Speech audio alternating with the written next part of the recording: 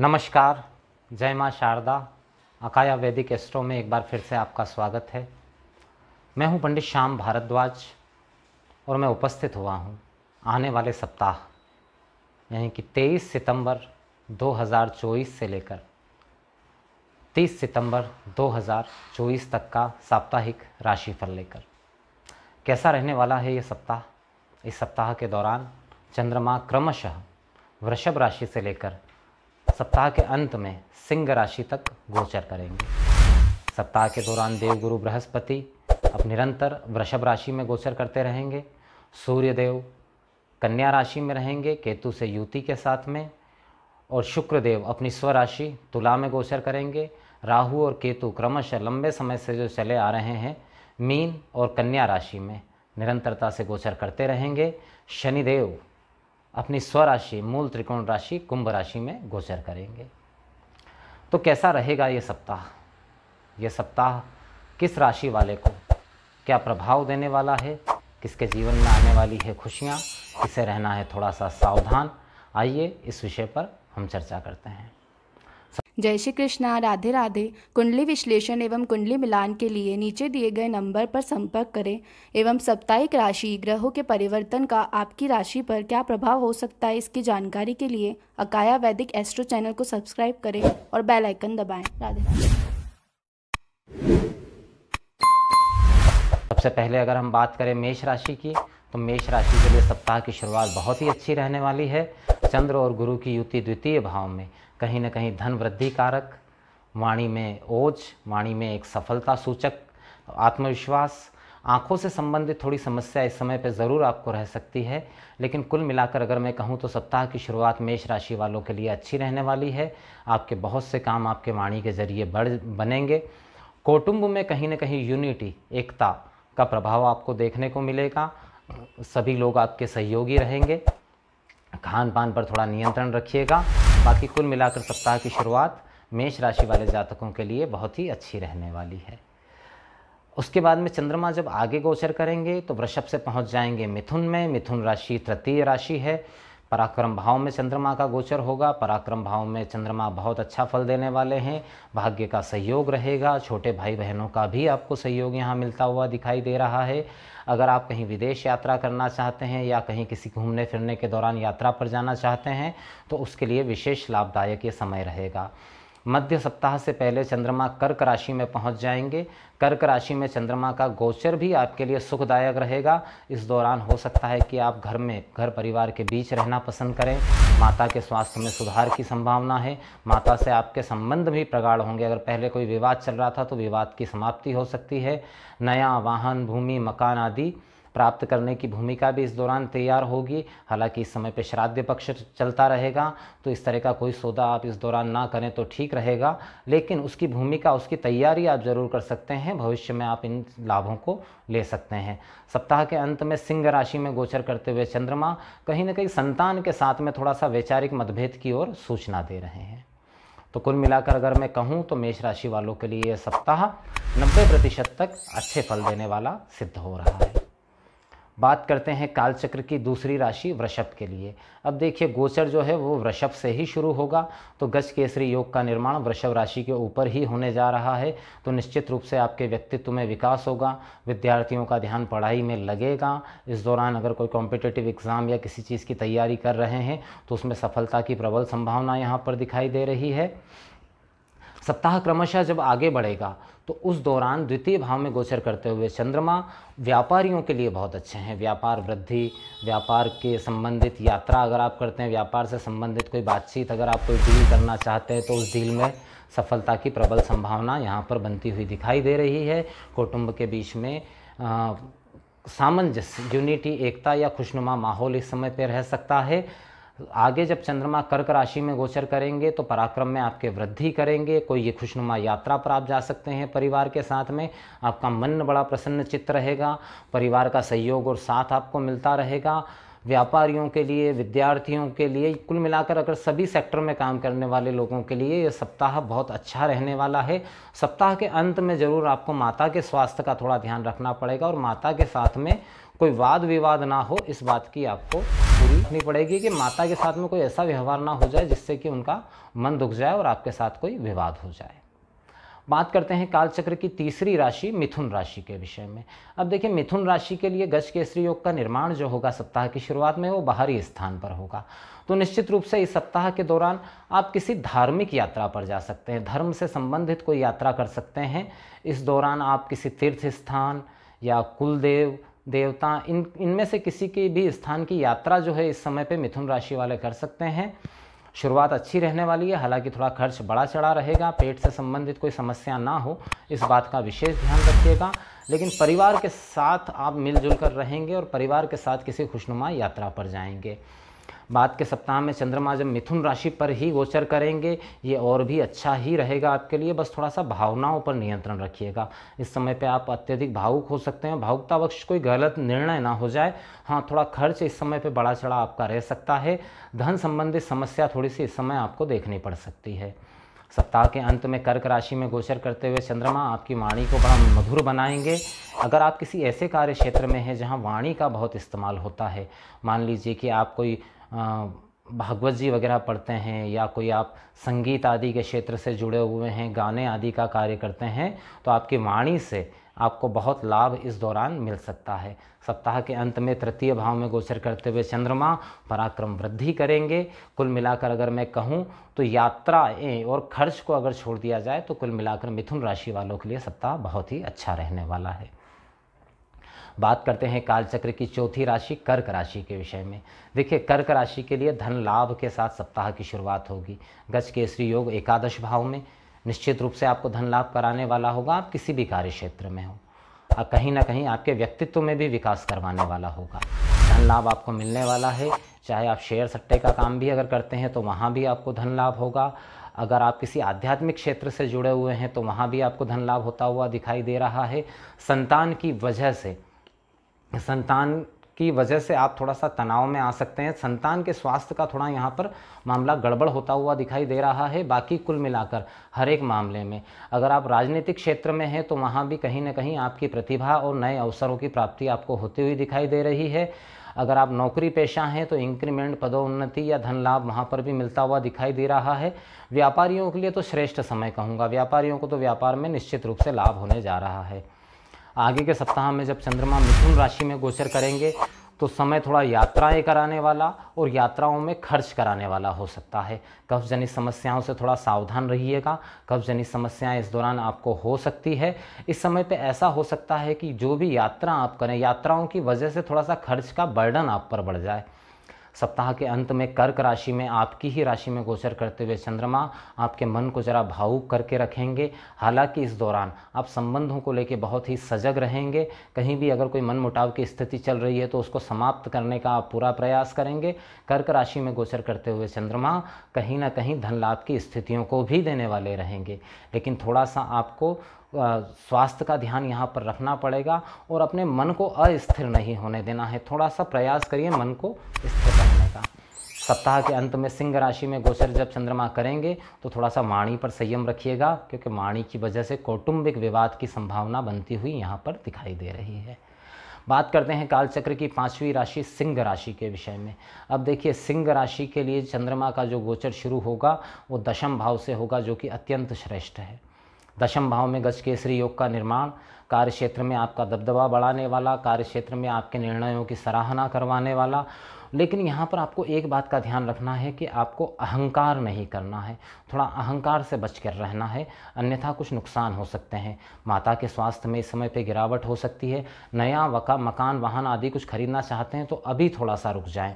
थोड़ा सा समय ये इन कामों के लिए ठीक नहीं है, लेकिन कार्य क्षेत्र में और विद्यार्थियों के लिए समय जो है वो बढ़िया है। आगे चंद्रमा जब मिथुन राशि में गोचर करेंगे तो आपके किए हुए कार्यों का लाभ आपको दिलवाने वाले रहेंगे। निश्चित रूप से आपको लाभ होगा। अगर आप किसी ऐसे कार्य से जुड़े हुए हैं जैसे कि इंपोर्ट एक्सपोर्ट हुआ, या जैसे ऑफिस आपका किसी जगह पर है, काम आपका कहीं और चल रहा है, ठेकेदारी आदि इस तरह के कोई कार्य में आप हैं, तो वहाँ से आपको अगर कोई धन बहुत समय से रुका हुआ था तो उस धन के प्राप्ति की संभावना दिखाई दे रही है। सप्ताह के अंत में कर्क राशि में गोचर करते हुए चंद्रमा उन लोगों के लिए बहुत लाभदायक है जो विदेश यात्रा प्लान कर रहे हैं या प्रयासरत हैं विदेश जाने के लिए। उनके लिए ये लाभदायक स्थिति यहाँ पर बन रही है। लेकिन यात्रा के दौरान आपको स्वास्थ्य का विशेष रूप से ध्यान रखना होगा। चोट चपेट एक्सीडेंट की भी संभावना यहाँ बनती हुई दिखाई दे रही है। सप्ताह के अंत में आपकी ही राशि पर चंद्रमा गोचर करेंगे, जो कि थोड़ा सा उद्विग्नता, आपके स्वभाव को उग्र करने वाले होंगे। अपनी उग्रता पर ज़रा नियंत्रण रखिएगा, वरना उग्रतावश आप अपना कोई नुकसान कर सकते हैं। बात करते हैं कालचक्र की छठी राशि कन्या राशि के विषय में। अब देखिए, कन्या राशि के लिए तो मैं ये कहूँगा कि शुरुआत तो सर्वश्रेष्ठ है, क्योंकि गज केसरी योग का निर्माण, और वो भी कहाँ, भाग्य भाव के अंदर।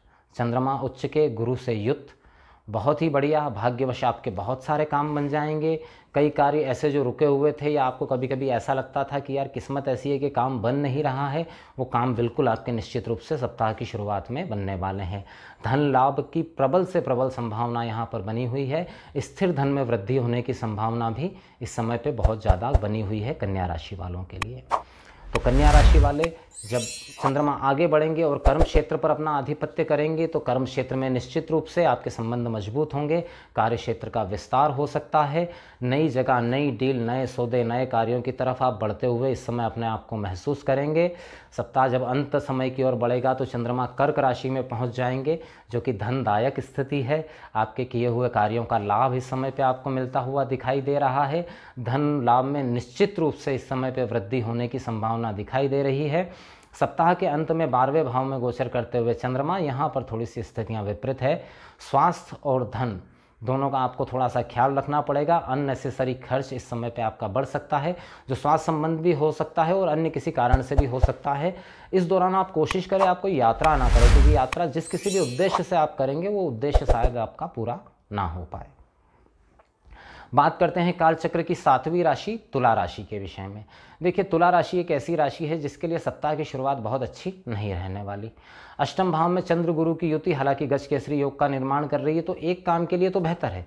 अगर आप आध्यात्मिक क्षेत्र से जुड़े हुए हैं, कोई पूजा पाठ, साधना, तप आदि करना चाहते हैं, तो उसके लिए तो बढ़िया समय है।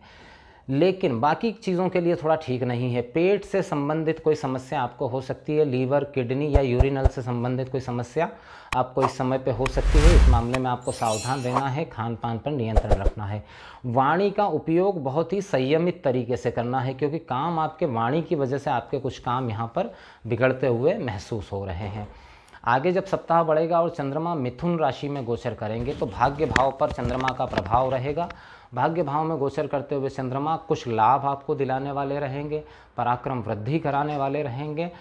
इस समय पे भाग्य भाव में गोचर करते हुए चंद्रमा भाई बहनों से भी आपको लाभ दिलाने वाले रहेंगे, या उनके साथ कोई विवाद चल रहा था तो विवाद का पटाक्षेप हो सकता है।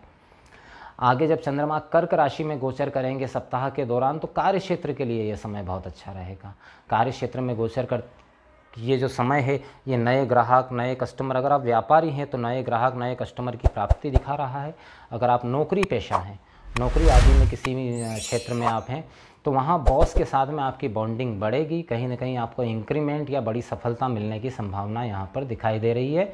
सप्ताह का अंत जो है थोड़े मानसिक विषाद के साथ में धन लाभ देने वाला यहाँ पर हो सकता है।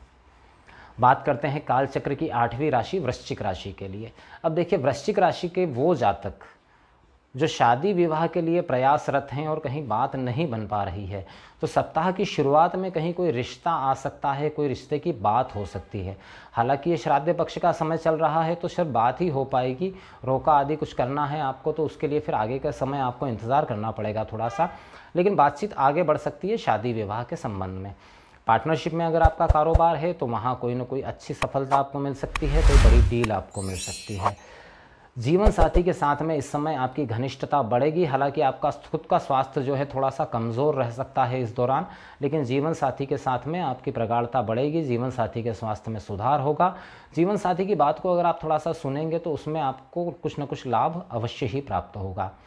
आगे के समय में मिथुन राशि में जब चंद्रमा गोचर करेंगे, तो ये आपके स्वयं के स्वास्थ्य के लिए ठीक नहीं है। थोड़ा नस नाड़ियों या स्किन संबंधित कोई समस्या आपको रह सकती है। नियमित उपचार आप इस समय पे अवश्य लीजिएगा, क्योंकि समस्या इस दौरान बढ़ सकती है। सप्ताह जब अंतिम समय की ओर बढ़ेगा तो चंद्रमा कर्क राशि में पहुंच जाएंगे, जो कि भाग्यशाली रहेगा समय आपके लिए। भाग्यवश आपके कार्य बहुत सारे बन जाएंगे। बहुत शादी से अगर आपके कुछ मनमुटाव चल रहे थे तो मनमुटाव का अंत हो जाएगा। बड़े या छोटे भाई बहनों की तरफ से आपको कोई लाभ मिलने की संभावना भी यहाँ दिखाई दे रही है। सप्ताह के अंत में सिंह राशि में गोचर करते हुए चंद्रमा आपको कार्य क्षेत्र में कोई सम्मान या कोई बड़ा पद दिलवाने की संभावनाओं को दिखाते हुए दिखाई दे रहे हैं। विद्यार्थियों के लिए कुल मिलाकर कहूँ तो सप्ताह अच्छा है। बात करें कालचक्र की नवी राशि धनु राशि के विषय में। अब देखिए, धनु राशि के लिए चंद्रमा का ये जो गोचर शुरू होगा ये छठे भाव से होगा। छठे भाव में गजकेसरी योग का निर्माण शत्रु हंता योग बनाएगा। शत्रु आपके शांत रहेंगे या शत्रु समझौता करने भी इस दौरान आपके पास में आ सकते हैं।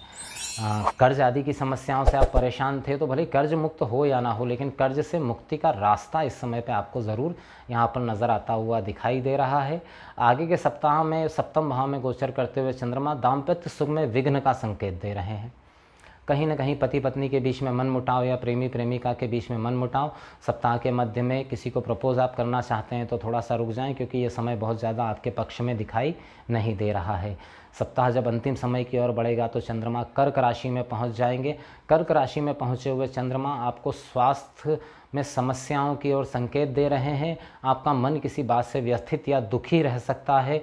किसी कार्य का क्रेडिट आपसे छिन जाए, इस बात की संभावना यहाँ पर बनती हुई दिखाई दे रही है। तो थोड़ा सा अपने मन को शांत रखिएगा, भविष्य में आपको ज़रूर सफलता मिलेगी। सप्ताह के अंत में भाग्य भाव में गोचर करते हुए चंद्रमा कहीं न कहीं भाग्य को बढ़ाने वाले रहेंगे। सप्ताह के मध्य में जो थोड़ा अवसाद आपके मन पर आ गया था, उस अवसाद को समाप्त करने वाले रहेंगे। बात करते हैं कालचक्र की 10वीं राशि मकर राशि के विषय में। अब देखिए, मकर राशि के लिए ये जो गोचर होने जा रहा है ये पंचम भाव से होने जा रहा है। निश्चित रूप से अगर आप किसी ऐसे कार्य क्षेत्र में हैं जो धर्म से जुड़ा हुआ है, चाहे आप ज्योतिष हों, पंडित हों, पुजारी हों, जो भी, इन लोगों के लिए विशेष लाभ का समय है, क्योंकि इस समय आपकी बुद्धि बहुत ही आध्यात्मिक रहेगी। आध्यात्मिक चर्चा और आध्यात्मिक अध्ययन के लिए आपके लिए ये बहुत ही अच्छा समय रहेगा। संतान से आपको लाभ प्राप्त हो सकता है। संतान की किसी उपलब्धि से आपको प्रसन्नता भी इस दौरान हो सकती है। सप्ताह जब आगे बढ़ेगा तो छठे भाव में गोचर करते हुए चंद्रमा कहीं न कहीं आपको शत्रु विजय बनाएंगे। रोग रिपु ऋण से आपको कहीं न कहीं मुक्ति मिलती हुई दिखाई दे रही है। पूर्ण रूप से मुक्ति ना भी मिले तो कहीं ना कहीं रोग रिपु ऋण से मुक्त होने का कोई ना कोई रास्ता, कोई ना कोई जरिया आपको यहाँ पर मिलता हुआ दिखाई दे रहा है। सप्ताह के अंत में सप्तम भाव में गोचर करते हुए चंद्रमा दाम्पत्य सुख में वृद्धि कराने वाले होंगे। अविवाहित लोगों को विवाह प्रस्ताव की प्राप्ति इस दौरान हो सकती है।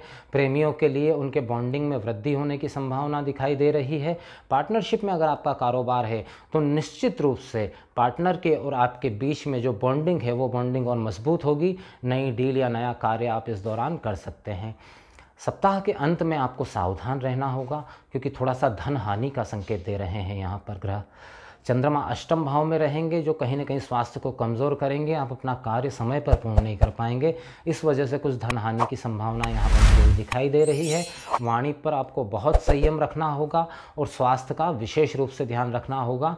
खान पान में अति संयम बरतें। मांस मदिरा आदि का सेवन बिल्कुल ना करें, अन्यथा स्वास्थ्य संबंधित कोई बड़ा नुकसान आपको इस समय पे हो सकता है। बात करते हैं कालचक्र की 11वीं राशि कुंभ राशि के विषय में। देखिए, कुंभ राशि के लिए चौथे भाव में चंद्रमा का ये गोचर शुरू होगा। तो वो लोग जो प्रॉपर्टी संबंधित काम से जुड़े हुए हैं, प्रॉपर्टी या वाहन संबंधित काम से जुड़े हुए हैं, चाहे वो ट्रांसपोर्टर हों या प्रॉपर्टी होल्डर हों या ब्रोकर हों, उनको कोई बड़ा लाभ इस दौरान मिलने की संभावना निश्चित रूप से दिखाई दे रही है। कहीं न कहीं आपके शत्रु भी आपके कार्य क्षेत्र और आपकी कार्यशैली की प्रशंसा करेंगे। माता के साथ आपके संबंध मजबूत होंगे। माता के साथ अगर कोई विवाद चल रहा था तो विवाद की समाप्ति होगी। इस दौरान कोई नया वाहन लेने का प्लान आप कर सकते हैं, लेकिन श्राद्ध पक्ष है, प्लान ज़रूर कर लीजिए, लेकिन वाहन आप नवरात्रि के समय ले सकते हैं। श्राद्ध पक्ष में कोई नया वाहन मत खरीदिएगा। सप्ताह जब आगे बढ़ेगा तो पंचम भाव में चंद्रमा का गोचर होगा, जो कि मिथुन राशि में रहेगा। लेकिन यहाँ संतान के स्वास्थ्य का आपको विशेष रूप से ध्यान रखना होगा। और विद्यार्थी लोग जो हैं उनका मन जो है वो पढ़ाई से इधर उधर बहुत ज़्यादा भटकेगा। उस समय पे आपको अपना थोड़ा सा माइंड सेट करके रखना है। प्रेमियों के लिए अच्छा समय नहीं कहा जा सकता। कहीं ना कहीं किसी गलतफहमी शक की वजह से विवाद की संभावना यहाँ बनती हुई दिखाई दे रही है। सप्ताह जब अंतिम चरण की ओर बढ़ेगा तो चंद्रमा पहुंच जाएंगे कर्क राशि में, यानी कि आपके छठे भाव में। कफ जनित समस्याएं, बीमारियों से आपने अपने आप को अगर सावधान रख लिया तो बाकी हर मामले में ये गोचर आपके लिए सफलतादायक सिद्ध हो सकता है। शत्रुओं पर आप विजय प्राप्त करेंगे। जहाँ भी कार्य क्षेत्र में आपको थोड़ा सा ऐसी जगह कोई उलझन है कि जहाँ आप एडजस्टमेंट नहीं बिठा पा रहे हैं, तो वो एडजस्टमेंट इस दौरान ज़रूर बन जाएगा। राजनीतिक क्षेत्र में अगर आप हैं और इस दौरान कोई चुनाव आदि कुछ है आपकी राशि, कुंभ राशि वालों के लिए, तो वहाँ विजय की संभावना निश्चित रूप से दिखाई दे रही है। सप्ताह के अंत में, अब ये सबसे महत्वपूर्ण बात है, आपको जीवन साथी के साथ तालमेल या पार्टनरशिप में आपका कारोबार है तो पार्टनर के साथ तालमेल बिठाने में बड़ी समस्या आने वाली है। वहाँ कोई विवाद हो सकता है, उससे बचने का प्रयास करें, अन्यथा नुकसान हो सकता है। बात करते हैं काल चक्र की अंतिम राशि मीन राशि के विषय में। अब देखिए, मीन राशि के लिए सप्ताह की शुरुआत यात्रा के साथ हो सकती है। कैसी यात्रा? तो धार्मिक यात्रा, धर्म स्थल की यात्रा। आप अपने परिवार या भाई बहनों के साथ किसी धार्मिक स्थल की यात्रा पर जा सकते हैं और आपको जाना भी चाहिए। इस दौरान देव स्थान का आशीर्वाद आप प्राप्त करिए। साढ़े साथी आपको चल रही है, उस साढ़े साथी से कहीं ना कहीं साढ़े साथी के नकारात्मक प्रभाव से आपको मुक्ति मिलेगी अगर आप इस दौरान यात्रा करते हैं किसी धार्मिक स्थल की। पराक्रम आपका बड़ा चढ़ा रहेगा। वाहन आदि थोड़ा सा सावधानी से चलाएं, वाहन के खराब होने की संभावना इस दौरान जरूर बनी हुई है। संतान के साथ में आपका कोई विवाद ना हो जाए, इस बात का ध्यान रखिएगा। विद्यार्थी वर्ग जो है वो कहीं ना कहीं अपनी एफर्ट बढ़ाएगा, पढ़ाई के अंदर उनका कंसंट्रेशन बढ़ेगा, उनकी मेहनत बढ़ेगी और उनकी इच्छा भी बढ़ेगी बड़ी सफलता प्राप्त करने की। सप्ताह जब आगे बढ़ेगा तो चंद्रमा मिथुन राशि में गोचर करेंगे, ये थोड़ा सा ठीक नहीं है। यहाँ माता के स्वास्थ्य में समस्या हो सकती है या माता के साथ आपका कोई विवाद हो सकता है। इस मामले में थोड़ा सा सावधान रहिएगा। जैसा कि मैंने शुरुआत में भी कहा, वाहन का रखरखाव ठीक से करिएगा। वाहन के ऊपर खर्च बढ़ने की संभावना यहाँ पर दिखाई दे रही है। वो लोग जो ट्रांसपोर्ट आदि के कारोबारी हैं वो ज़रा वाहन अच्छे से चेक करवाने के बाद में ही भेजें, क्योंकि बीच रास्ते में कोई समस्या वाहन से संबंधित खड़ी हो सकती है। सप्ताह के अंत में पंचम भाव में गोचर करते हुए चंद्रमा आपको अत्यधिक भावुक करके रखेंगे। भावनाएं आपकी उद्वेलित रहेगी। प्रेम संबंध ज़रूर इस समय पे आपका नया बन सकता है, लेकिन आप मानसिक रूप से बहुत परेशान रहेंगे। शायद आप नेगेटिव और पॉजिटिव के बीच में उलझे रहेंगे। इस दौरान थोड़ा सा ध्यान और संयम रखने का प्रयास कीजिए। सप्ताह के अंत में सिंह राशि में गोचर करते हुए चंद्रमा आपको स्वास्थ्य की ओर ध्यान देने का संकेत दे रहे हैं। हड्डियों से संबंधित कोई समस्या आपको ना हो, इस बात का विशेष ध्यान रखिए। तो ये था आने वाले सप्ताह का साप्ताहिक राशिफल। फिर हाजिर होता हूँ एक नए विषय, एक नई जानकारी के साथ। तब तक के लिए इजाज़त चाहूँगा। जय मां शारदा।